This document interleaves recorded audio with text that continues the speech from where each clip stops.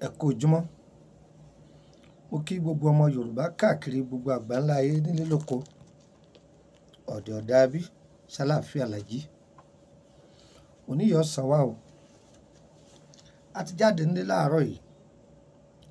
Ìpadàbọ̀ sílé wa.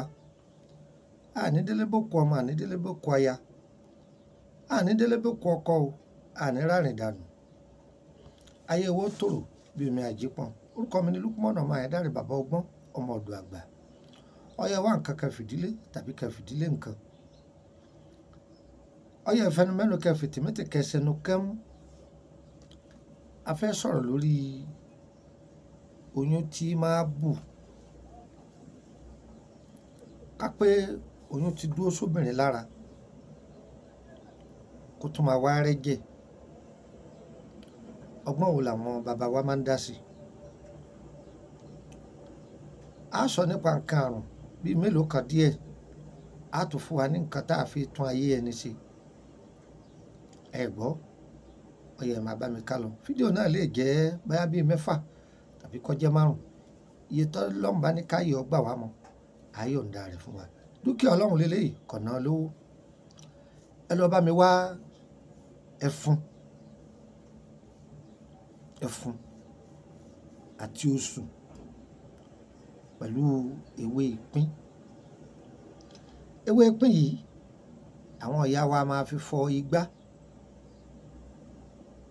Tóbi pé ewé ìpín yìí tẹ́ bá mú lọ́wọ́, ó dàbí sandpaper ni. Kí ni táwọn furniture máa ń lò láti fi dán igi. Gbéwé yìí bọ́lọ́run ṣe ṣẹ̀dá rẹ̀ nìyẹn. Ẹ wá mú ewé yìí, ẹ gún. Ẹ lè tọ́jú ẹ̀ kí kálukú ṣe é kalẹ̀. Ẹ ti lọ̀ ọ́. Ẹ bá ti lọ ewé náà tán, ẹ lọ ẹfun gidi.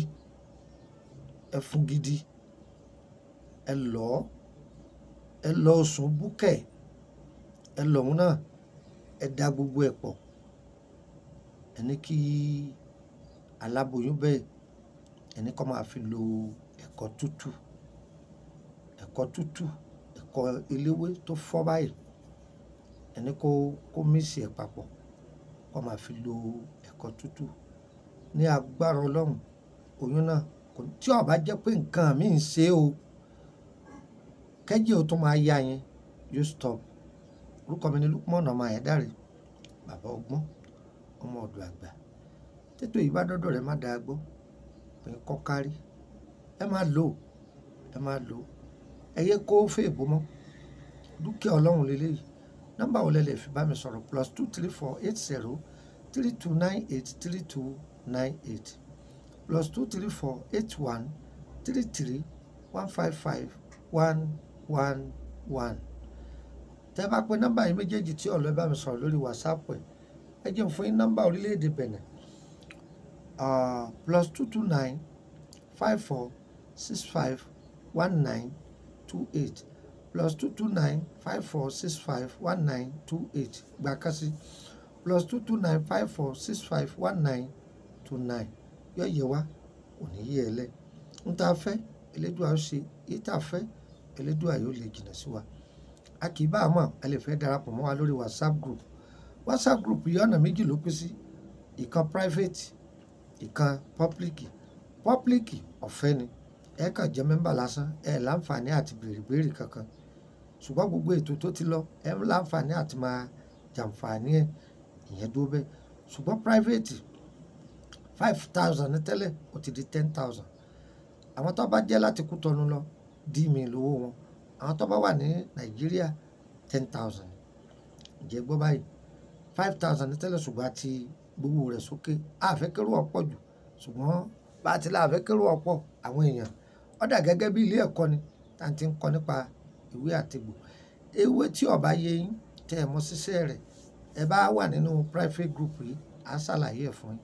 Àbí àwọn iṣẹ́ mi ta ti fi sílẹ̀ tẹ́lẹ̀, tẹ́ bá béèrè, a ṣàlàyé ẹ̀ fún yín. Ẹ lálàá ni, ẹ fẹ́ máa gbọ́ ìtumọ̀ rẹ̀ ni àti ohun tẹ́ ẹ ṣe sí. Bẹ́rẹ̀ wá, má gbọ́ wá, kò sí ńbẹ̀. Ọ̀fẹ́ lẹ́ máa gba ìtumọ̀ rẹ̀ àti ohun tẹ́ ẹ ṣe sí. Bí yẹn ṣe wà nìyẹn. Àmọ́ o, má béèrè ògùn àdá o. Má béèrè ògùn mọ́. Má béèrè pé bọ́yá kìnní kan tí wọ́n máa kówó nídìí rẹ̀. Àwọn tí wọ́n bá máa ṣe, ẹ lọ bá wọn.